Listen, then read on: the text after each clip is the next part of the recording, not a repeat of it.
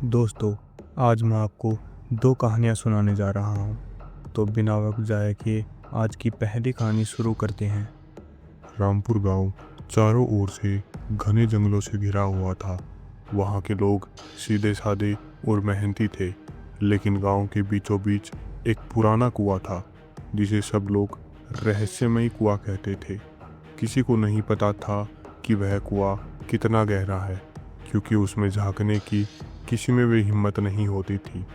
बुजुर्गों का कहना था कि जो भी उस कुएं के पास जाता वह या तो गायब हो जाता या फिर पागल होकर लौटता। इस डर से लोग रात के समय उस कुएं के पास जाने से कतराते थे। लेकिन रवि, गांव का एक निडर युवक, इन कहानियों पर विश्वास नहीं करता। एक दिन उसने ठान लिया कि वह इस रहस्य का पता लगाएगा। रवि पढ़ा लिखा और तर्कशील लड़का था। उसे भूत प्रेत जैसी बातों पर यकीन नहीं था। जब भी कोई उसे कुएं के बारे में डराता, वह हंसकर कहता, यह सिर्फ मन का भ्रम है, कुछ भी रहस्यमयी नहीं होता। एक दिन गांव के चौपाल में जब फिर से कुएं की चर्चा चली तो रवि ने कहा, अगर कुएं में सच में कुछ अजीब है तो मैं खुद जाकर देखूंगा। गांव के बुजुर्गों ने उसे मना किया, लेकिन रवि जिद पर अड़ा रहा। आखिरकार उसने फैसला किया कि वह अगली पूर्णिमा की रात कुएं के पास जाकर उसकी सच्चाई जानेगा। पूर्णिमा की रात चांदनी चारों ओर फैली हुई थी। पूरा गांव गहरी नींद में था, लेकिन रवि अपने दोस्त मधु और सुरेश के साथ कुएं की ओर बढ़ चला। तीनों के हाथ में टॉर्च थी और दिलों में डर और रोमांच का मिश्रण था। जब वे कुएं के पास पहुंचे तो चारों ओर अजीब सी ठंडक महसूस हुई। हवा में एक अजीब सी गंध थी जो किसी सड़े हुए मांस जैसी लग रही थी। कुएं के पास पहुंचते ही तीनों के शरीर में सिहरन दौड़ गई। रवि ने धीरे से कुएं के अंदर झांका। कुएं के अंदर घना अंधेरा था। अचानक कुएं के अंदर से फुसफुसाने की आवाज़ आने लगी। ऐसा लग रहा था जैसे कोई मदद के लिए पुकार रहा हो, बचाओ बचाओ। रवि ने मधु और सुरेश की ओर देखा, लेकिन वो दोनों डर से पीछे हट चुके थे। रवि ने हिम्मत जुटाकर कुएं के अंदर एक पत्थर फेंका। पत्थर गिरने की आवाज़ आई, लेकिन उसके तुरंत बाद कुएं से एक डरावनी चीख सुनाई दी। उस चीख ने तीनों को जड़ कर दिया। सुरेश ने डरते हुए कहा, रवि, हमें यहाँ से चलना चाहिए, यह जगह ठीक नहीं लग रही। लेकिन रवि जिद्दी था। उसने कुएं के अंदर झुककर और नीचे देखने की कोशिश की। तभी अचानक कुएं के अंदर से एक लंबा काला हाथ निकला और रवि को पकड़कर अंदर खींच लिया। मधु और सुरेश ने यह दृश्य देखा और दहशत में गांव की ओर भाग गए। गांव पहुंचते ही उन्होंने सबको जगाया और बताया कि रवि कुएं में गिर गया। सुबह होते ही गांव के लोग लाठियां और रस्सियां लेकर कुएं के पास पहुंचे, लेकिन जब उन्होंने कुएं के अंदर झांका तो वहां कुछ भी नहीं था, न रवि न उसका कोई निशान। गांव के पंडित जी ने कहा, यह कोई साधारण कुआं नहीं है, यह एक शापित जगह है। जो भी इसमें झांकता है वह इसमें ही समा जाता है। रवि के माता पिता उसे ढूंढने के लिए कई बाबाओं और तांत्रिकों के पास गए, लेकिन किसी के पास कोई समाधान नहीं था। 3 दिन बाद जब सबने मान लिया कि रवि अब इस दुनिया में नहीं रहा, तभी एक रात अचानक रवि गांव के चौपाल में दिखाई दिया। लेकिन वह वैसा नहीं था जैसा पहले था। उसकी आंखें बिल्कुल सफ़ेद थी, चेहरा पीला पड़ चुका था और उसके होठों पर अजीब सी मुस्कान थी। गांव वालों ने जब उसे घेर कर पूछा कि वह कहाँ था, तो उसने धीमे और अस्पष्ट शब्दों में कहा, कुएं के अंदर, अंधेरा, बहुत गहरे, वे मुझे बुला रहे हैं। फिर अचानक उसने ज़ोर से हंसना शुरू कर दिया और पागलों की तरह चिल्लाने लगा। पंडित जी ने तुरंत मंत्रों का जाप शुरू किया, लेकिन तभी रवि जमीन पर गिरकर तड़पने लगा।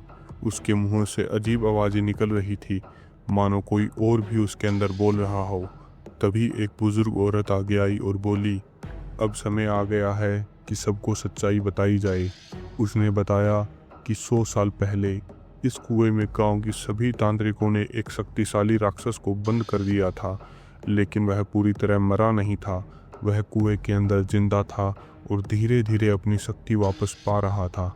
रवि ने कुएं में झांका और उसकी मोहिनी शक्ति के जाल में फंस गया। अब वह राक्षस रवि के शरीर का उपयोग करके बाहर आना चाहता है।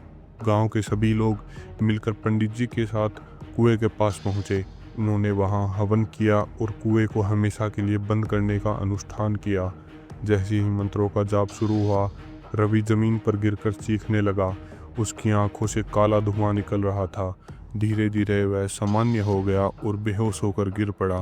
पंडित जी ने कहा, अब यह कुआं हमेशा के लिए बंद रहेगा। कोई भी इसे फिर से न खोले, वरना गांव पर भारी संकट आ जाएगा। रवि को होश आया, लेकिन उसे कुछ भी याद नहीं था। धीरे धीरे उसकी हालत सुधर गई। गांव वालों ने उस कुएं को पत्थर और सीमेंट से बंद कर दिया और वहां एक मंदिर बना दिया। आज भी रामपुरा के लोग उस कुएं की कहानी सुनते हैं, लेकिन कोई भी वहां जाने की हिम्मत नहीं करता। कहते हैं रात के समय अब भी वहां ये अजीब अजीब आवाज़ें आती हैं। क्या आपने कभी किसी रहस्यमयी जगह के बारे में सुना है? तो दोस्तों, यह थी पहली कहानी। तो आइए दूसरी कहानी की ओर बढ़ते हैं। रेलवे स्टेशन, एक स्थान जहां हर दिन लाखों लोग अपनी यात्रा शुरू करते हैं। किसी को अपने घर जाना होता है तो किसी को काम पर। लेकिन कुछ रेलवे स्टेशन ऐसे भी होते हैं जिनका इतिहास बहुत ही रहस्यमय और डरावना होता है। एक ऐसा ही रेलवे स्टेशन था जिसका नाम था भीमगढ़ रेलवे स्टेशन। यह स्टेशन एक पुराने सुनसान गांव के पास था और अब पूरी तरह से वीरान हो चुका था। लेकिन उस स्टेशन पर कुछ ऐसी घटनाएं घटी जिन्हें सुनकर आपके रोंगटे खड़े हो जाएंगे। यह घटना रात 12 बजे की है, जब पूरा स्टेशन वीरान और खाली था। वहाँ एक अजीब सा माहौल बना हुआ था। रेलवे स्टेशन पर हर कोई जानता था कि वहाँ रात में अजीब घटनाएं घटती हैं। स्टेशन के पुरानी प्लेटफॉर्म पर अक्सर कोई न कोई आवाज़ सुनाई देती थी, कभी रोने की आवाज़ तो कभी किसी के चीखने की, लेकिन कोई दिखता नहीं था। किसी को भी इस बारे में नहीं पता था, लेकिन कहते हैं कि स्टेशन पर रात के समय एक आत्मा का वास था। लोग कहते थे कि वह आत्मा एक ट्रेन दुर्घटना में मरी थी और आत्मा स्टेशन पर अपनी मौत का बदला लेने आती है। जो भी उस स्टेशन पर रात को गया वह वापस नहीं लौटा। यह कहानी एक ऐसे आदमी की है जो रात को ट्रेन पकड़ने के लिए भीमगढ़ स्टेशन आया था। उसका नाम था राजन। राजन ने पहले स्टेशन के बारे में अजीब अजीब बातें सुनी थी, लेकिन उसे उन बातों पर विश्वास नहीं था।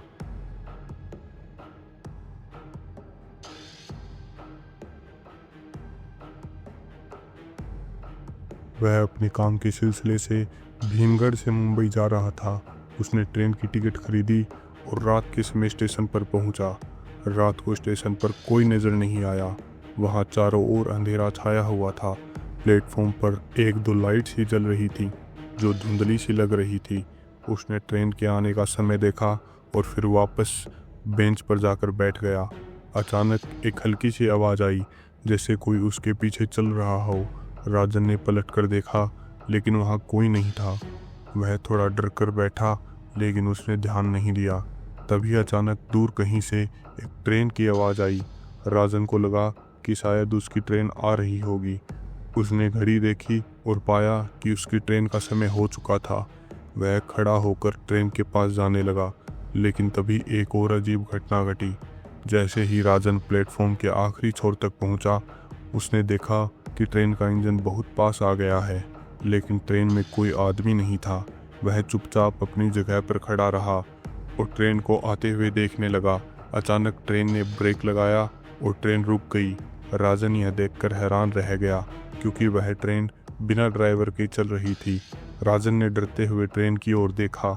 ट्रेन के दरवाजे खुले, लेकिन अंदर से कोई आवाज़ नहीं आई। जब वह पास गया तो उसे अंदर का दृश्य देखकर और भी डर लगा। ट्रेन के डिब्बे में एक अजीब सी सर्दी थी, जैसे मानो बर्फ़ पड़ रही हो। अचानक एक ठंडी हवा का झोंका आया और उसे यह महसूस हुआ कि जैसे कोई नज़दीक आ रहा है। राजन ने धीरे धीरे ट्रेन के बाहर झांका। उसने देखा कि एक महिला ट्रेन के आखिरी डिब्बे के पास खड़ी है, जो सफ़ेद साड़ी पहने हुए थी। उसकी आंखें बंद थी और चेहरा बहुत पीला और उदास था। राजन का दिल तेज़ी से धड़कने लगा। वह महिला धीरे धीरे उसकी ओर बढ़ने लगी। जैसे ही वह पास आई, राजन डिब्बे के अंदर जाने लगा। अचानक वह महिला बोली, तुम यहाँ क्या कर रहे हो?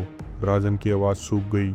उसने झट से पीछे मुड़कर देखा, लेकिन पीछे कोई नहीं था। वह महिला गायब हो चुकी थी। फिर अचानक ट्रेन की लाइट बंद हो गई और चारों ओर घना अंधेरा छा गया। राजन पूरी तरह डर गया था। उसने सोचा कि यह सिर्फ उसका भ्रम था, लेकिन उसकी यह सोच गलत साबित हुई। अगले ही पल वह महिला फिर से उसके सामने आ गई। अब वह महिला राजन के बिल्कुल पास थी। उसकी आंखों में एक खौफनाक चमक थी। महिला ने धीरे से कहा, तुम मेरे साथ चलो, मैं तुम्हें दिखाना चाहती हूँ कि यहाँ क्या हुआ था। राजन ने हिम्मत जुटाकर कहा, तुम कौन हो? महिला ने उत्तर दिया, मैं वही हूँ जो उस ट्रेन हादसे में मरी थी। यह वही स्टेशन है जहाँ मेरा खून हुआ था। अब मैं अपनी मौत का बदला लेना चाहती हूँ। राजन का दिल रुक सा गया। राजन ने उस महिला को समझाया कि वो सिर्फ एक ट्रेन हादसा था, किसी ने तुम्हारा खून नहीं किया था। उस महिला ने बोला कि किसी ने मुझे यहाँ से मुक्ति नहीं दिलाई। महिला ने राजन को धीरे धीरे प्लेटफॉर्म की ओर चलने के लिए कहा। वह महिला उसे एक पुरानी सी ट्रेन की तरफ ले जाने लगी। अचानक राजन ने देखा कि एक पुरानी ट्रेन खड़ी थी और उसमें खून से सनी हुई सफ़ेद साड़ी में एक महिला लेटी हुई थी। वह महिला वही थी। उसकी आंखें खुली हुई और उसके चेहरे पर एक डरावनी मुस्कान थी। महिला बोली, यह मैं थी जो यहाँ मरी थी। अब तुम मुझे यहाँ से मुक्त करो, वरना तुम भी उसी हादसे का शिकार बनोगे। राजन को अब समझ आ गया था कि यह महिला उस दुर्घटना में मरी थी और उसकी आत्मा यहाँ फंसी हुई थी। वह सच्चाई जानने के बाद डर के बजाय उसे समझने की कोशिश करने लगा। उसने उस महिला की आत्मा की शांति के लिए प्रार्थना की। अचानक से पूरी जगह में एक हल्की सी रोशनी फैली और महिला की आत्मा धुंधली होती चली गई। इसके बाद राजन ने रेलवे स्टेशन को छोड़ दिया और वहां से बाहर निकल आया। जब वह अगले दिन सुबह वहां गया तो स्टेशन बिल्कुल सामान्य था। किसी भी अजनबी को उस रात के बारे में कुछ नहीं पता था, लेकिन राजन कभी नहीं भूल सका कि वह रात 12 बजे उसकी सबसे डरावनी रात थी। भीमगढ़ रेलवे स्टेशन पर अब वह अजीब घटनाएं नहीं होती, क्योंकि महिला की आत्मा को शांति मिल चुकी थी। लेकिन रात के समय स्टेशन में जो भी जाता वह अपने अनुभव को कभी नहीं भूलता।